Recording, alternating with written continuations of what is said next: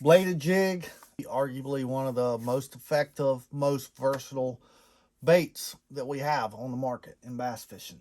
One thing I want to talk about today, though, is different trailers. I've got 4 different styles of trailers here. I keep it fairly simple, but the trailer that I'm going to choose, there's a reason to it. I've got just a straight fluke style trailer. I like that anytime where I'm wanting to fish it deeper or faster.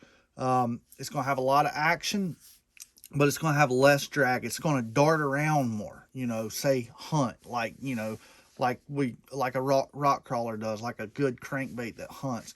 It's going to do really well with that straight, long, straight tail bait. Now, different depths, we can achieve that with different sizes and different model baits, but you can also achieve that with your trailer. You can make it like the cover jumpers really well, performs really well, really shallow.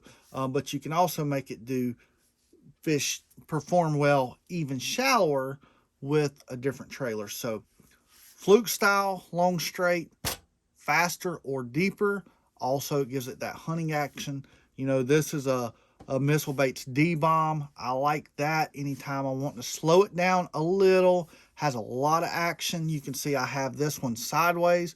You can also flip it around to where, it's going to be, instead of being up and down, it's going to be like that. I like it this way. It just has that profile of a bluegill really well. A lot of action. I've got a dipper style bait here. That's going to be, I want to fish it pretty slow, but still have that long bait fish profile. I like that in really dirty water or colder water as well. Also, it keeps it high. I can slow it down. This one here, this is a unique one though. This is a flat bluegill style bait. This is the Nori's flip gill. We've seen Taco Ito do different things with this, Nico rigging it and everything, but this is actually a really good bladed jig trailer. Once again, you can rig it like this or like this, and that's going to do 2 things. It's how high is it going to fish. If I'm going to rig it like this, it's going to fish really high. It's going to plane up, and it's going to sink slower because it has more drag that way.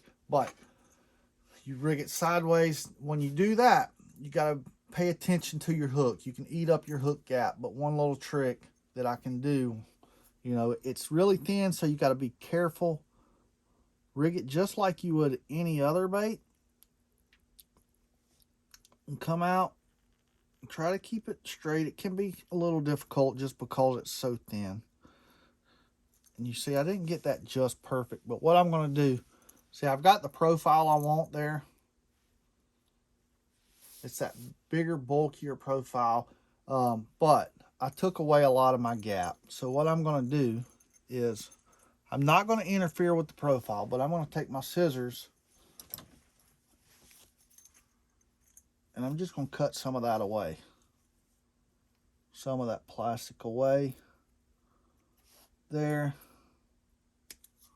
So now I have plenty of bite back again, but I still have that big, flat bluegill profile. As thin as this bait is, rigging it up and down like that, it's going to have a little bit of side-to-side action. It's not going to be that super darty like that straight pintail style bait, but it is going to wander back and forth a little bit more. So think outside the box a little bit with my trailers. Your trailer is everything on a bladed jig. Each jig itself does its own thing, but then you add in the trailer. It's just you can go even deeper, even more fine-tuned.